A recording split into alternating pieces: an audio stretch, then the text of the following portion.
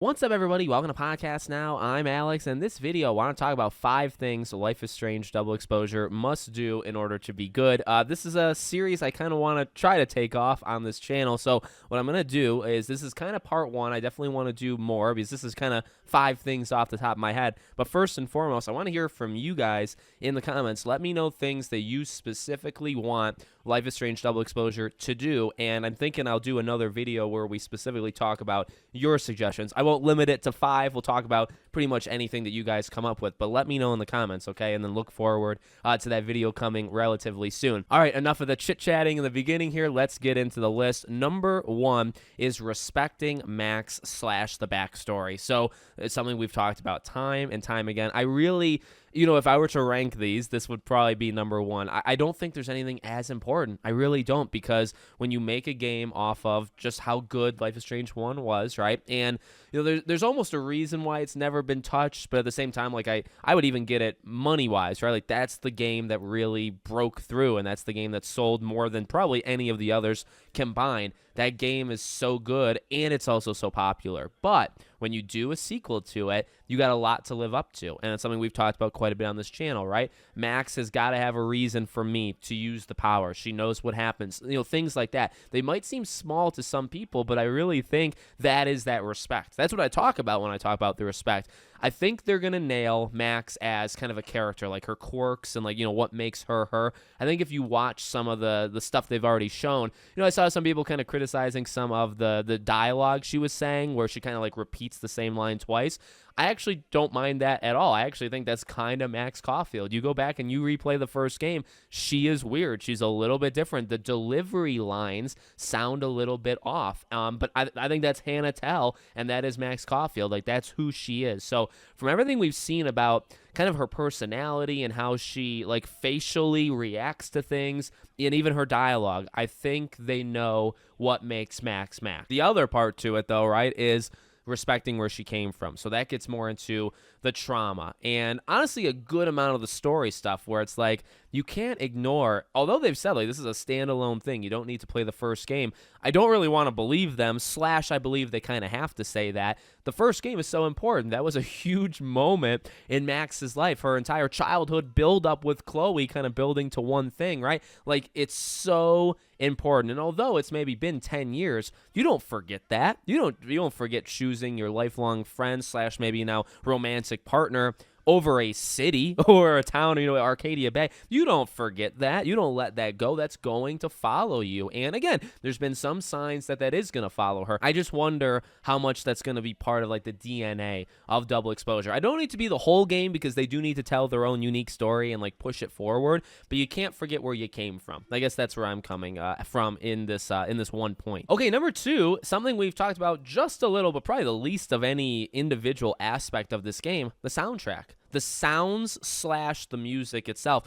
Playing through the first game, number 1, the soundtrack, the literal soundtrack, and I have, of course, like, the Pirates, kind of cover of Life is Strange. There's so much good indie music. Obviously, Sid Matters with Obstacles and stuff. Like, it is so unbelievably good. I love the guitars. I love the melodies. I love if it's vocal, if it's actually singing. I think they all nail it. And not just are the songs really good, but when they are put into the game, I think about some of the endings of the episodes where it is some of that licensed music, and it's just perfect. Like, Don't Nod knew when to, like, inject, right, these kind of indie music into specific moments in Life is Strange.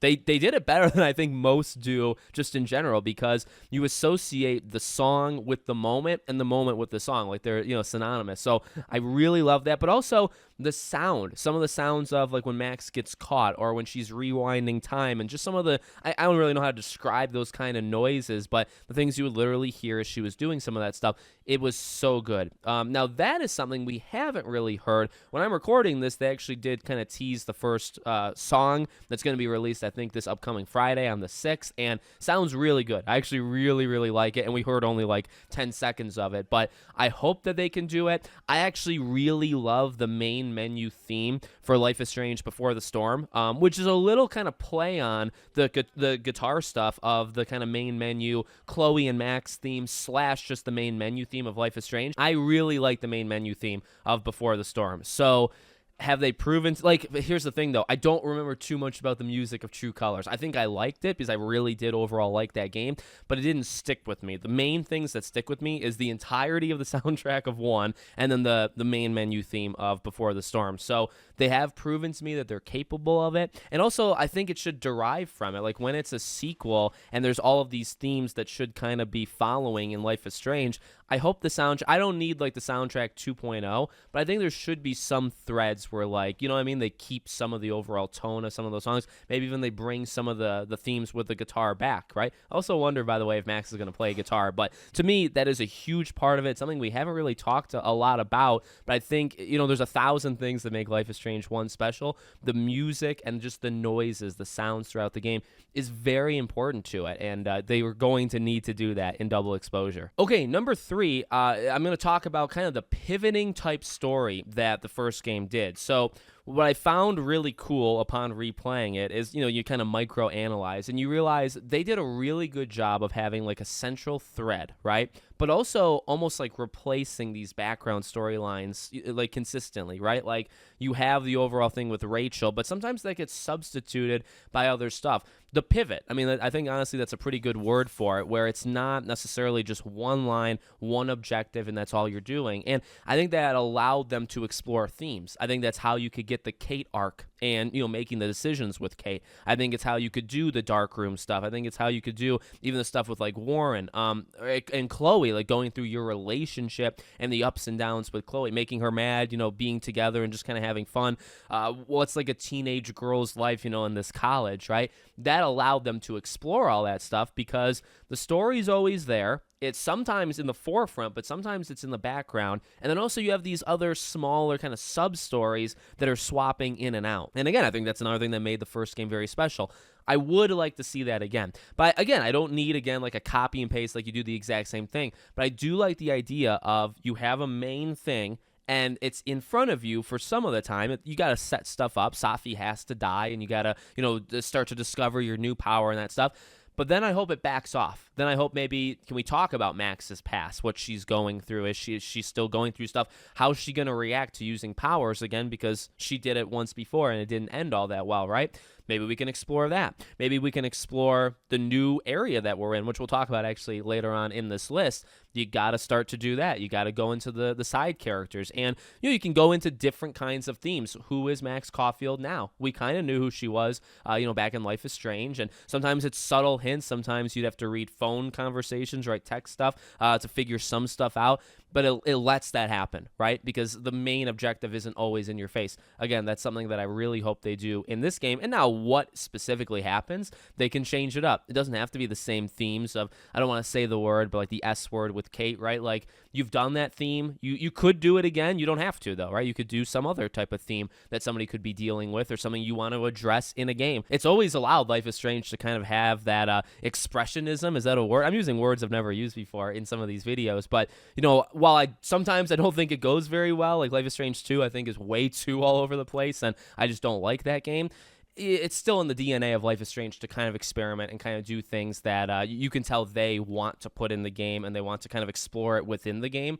I like that. I think that's kind of in the DNA of Life is Strange. Okay, number 4 is talking about the cast, the supporting cast. You got to nail it. Now, this really starts to build like the world, I'd say world building just in general, because you play the first game, and again, like the Victorias of the world and characters like her really jump out, where there's a couple of them that are like weaker links. There's a couple of them that you'll talk to like once or twice the entire game, right? But Life is Strange does such a great job of having your main cast, which in this one, Safi, Max, Moses, maybe like one or two others, right? That's like your main group. And they're going to go through stuff. And you want that stuff to be really, really good. You want it to be like a dynamic kind of relationship they all have with each other. But again, in the first game, you got somebody like a Samuel, who I think is a really interesting just overall character. But he really is. He's deep, and he's somebody that I feel like is deeper than most games, like 15th on like the roster list character, right? I think he's got more to him. How about Nathan Prescott? How about Mark Jefferson? Now, some of these turn out to be bigger characters than maybe you thought in the beginning of the game, but you know they have a pretty long list of secondary characters with Victoria, Nathan, Mark, all Samuel, all these characters. Warren, maybe you could say that too, right? And the list goes on. It's not even just those characters. David, you can go on. And they're all really good, and they're all complex, and they make the world, because it's not just like the characters being characters, but I mean, and that is a huge part of it. But it's also like the world can feel lived in, and the world can feel like, oh, it exists. It's got these kind of unique personalities living within it. So again, when we talk about double exposure, that's something that they're really going to have to nail. A good 2 to 6 side characters. Maybe some of them you talk to a couple times. Maybe some of them become bigger characters as the game goes on. Oh, Kate. Kate's a good example, I think, in the first game. She kind of swaps in and out of, she's kind of important, in the second episode, because it's kind of all about her. But then after that, like, she's not really, because, depending on the choice you make, she might not even be in the game. So she very much gets, like, relegated to a supporting type cast, even lesser so, I would say, right? So I'd like to see that for double exposure. Give me 5-6 characters that are just interesting, just are really, really cool to talk to, and kind of depends on how much you talk to them that you'll get out of them, but give me that. And I also think because of the 2 timelines, I think that might actually help them, right? Because not only can you explore a character in one, but then choices you make are going to change that character in the other. So now you're kind of getting both sides of their personality that you otherwise wouldn't get. You kind of get that in Life is Strange as well, right? Because you're making 2 choices, and what the character does in that moment, you could kind of see it before your eyes, both choices. This one isn't going to play the exact same way as to that, but it's going to be close, and I really do like that. And then the final one is the location, the setting. Caledon University, Arcadia Bay, and Blackwell, and really I'd say it's just those 2, right? So important. Arcadia Bay became a character. Now, it kind of became a character. I mean, we said, I think having good characters to fill a world kind of helps that world just in general. But it also needed to be a thing, because you're choosing not just the people of Arcadia Bay, but you're also kind of choosing the town in and of itself at the end. So they have to kind of build it up, and they have to make Arcadia Bay feel like a character that you are also choosing to sacrifice or save versus Chloe.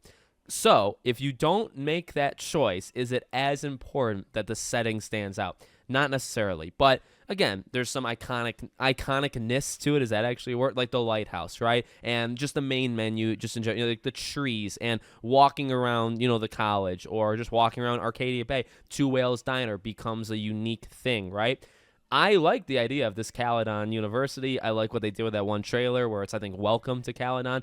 They have a lot of potential. And, I mean, it's also a college. Like they're going to have some similarities there. But that's definitely something that I think they're going to need to do in this game, is you got to define the location. You have to make it feel, again, even if you're not going to make it where you're choosing between it and something else. And by the way, maybe they do that because, like, we know Max's powers are probably going to have a pretty big, like, blowback. We don't know what that is. We don't know what that'll impact or affect, right?